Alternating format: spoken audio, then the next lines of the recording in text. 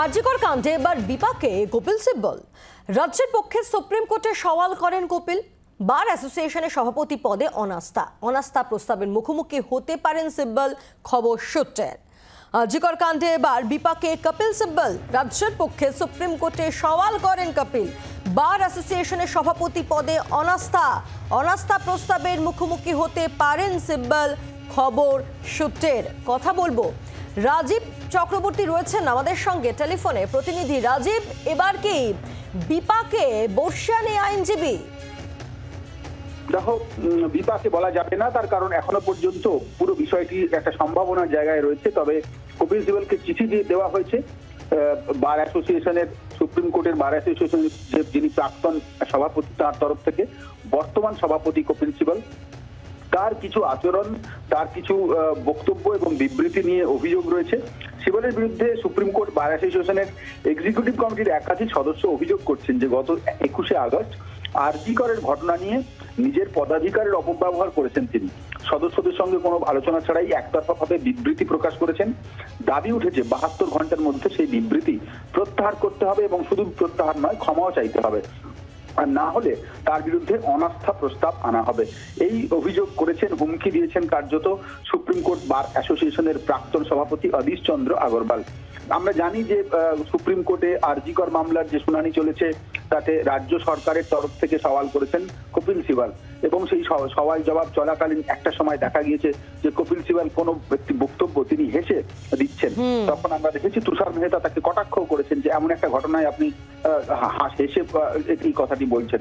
সেগুলি একটি অন্য বিষয়, কিন্তু এক্ষেত্রে সুপ্রিম কোর্ট বার অ্যাসোসিয়েশনের সভাপতির বিরুদ্ধে প্রাক্তন সভাপতি তিনি একটি অভিযোগ আনছেন যে এক্সিকিউটিভ কমিটির বৈঠকের অনুমোদন ছাড়া কিভাবে একতরফাভাবে লেটার হেড ব্যবহার করে পশ্চিমবঙ্গের এই আরজিকরের ঘটনার তিনি বিবৃতি দিলেন। এবং মূল অভিযোগ সেখানে দেখা যাচ্ছে যে তিনি সেই বিবৃতিতে গোটা দেশে যে ধর্ষণ কাণ্ড বিভিন্ন জায়গায় ঘটেছে তার সঙ্গে একই পঙ্ক্তিতে, একই সারিতে আরজিকরের ঘটনার উল্লেখ করেছেন।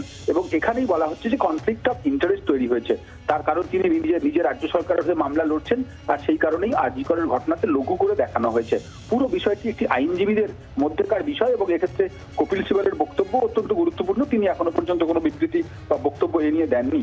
তবে সুপ্রিম কোর্ট বার অ্যাসোসিয়েশনের একাধিক এক্সিকিউটিভ সদস্য এবং প্রাক্তন সভাপতি তারা কিন্তু মুখ খুলেছে। ঠিক এই জায়গা থেকে রাজীব, তুমিও যেটা উল্লেখ করলে যে আমরা দেখেছিলাম যে সুপ্রিম কোর্টে আরজিকর কাণ্ডে দ্বিতীয়বারের শুনানিতে বেশ কিছু বিষয় নিয়ে প্রশ্নের মুখোমুখি হতে হয় রাজ্যকে, এবং তাতে কপিল সিব্বলের বক্তব্য একটা সময় দেখি আমরা যে কাগজপত্র তাকে হাতড়াতে হয়, নাস্তানুভূত অবস্থা হয়, এবং এরই মধ্যে আবার বার অ্যাসোসিয়েশনের প্রাক্তন সভাপতি, তার যে অভিযোগ অত্যন্ত গুরুত্বপূর্ণ হতে চলেছে পুরো বিষয়। দেখো যে আরজিকরের ঘটনা কিন্তু অত্যন্ত বড় আকার নিয়েছে। জাতীয় স্তরে আমরা দেখেছি যে টাস্ক ফোর্স গড়তে হয়েছে সুপ্রিম কোর্টকে, এবং কেন্দ্রীয় সরকারের উপরে প্রবল চাপ, জাতীয় স্তরে কেন্দ্রীয় স্তরে একটি আইন তৈরি করে চিকিৎসক এবং স্বাস্থ্যকর্মীদের সুরক্ষার বিষয়টি নিশ্চিত করা। এবং সেক্ষেত্রে আমরা দেখেছি যে আরজিকরের ঘটনা নিয়ে হাসপাতালগুলিতে চিকিৎসকরা তারা বিক্ষোভ দেখিয়েছেন, কর্মবিরতি পালন করেছেন। এবার যেটা দেখা যাচ্ছে যে একেবারে সরাসরি সুপ্রিম কোর্টের যারা আইনজীবী তাদের মধ্যে এই বিষয়টি ঠান্ডা লড়াইয়ের জায়গায় পৌঁছে গিয়েছে, এবং অভিযোগের তীর সরাসরি রাজ্য সরকারের আইনজীবী কপিল সিব্বলের দিকে। কি সেই অভিযোগ? তার কারণ তিনি সুপ্রিম কোর্ট বার অ্যাসোসিয়েশনের প্রেসিডেন্ট। সেই প্রেসিডেন্টের যে লেটার হেড, সেই লেটার হেড ব্যবহার করে তিনি একটি বিবৃতি দিয়েছেন গত 21শে আগস্ট। সেই বিবৃতিতে তিনি আরজিকরের ঘটনাকে কোথাও না কোথাও লঘু করে দেখাতে চেয়েছেন বলে অভিযোগ, যদিও এটি কিন্তু কোট আনকোট, এটি আমাদের বক্তব্য নয়।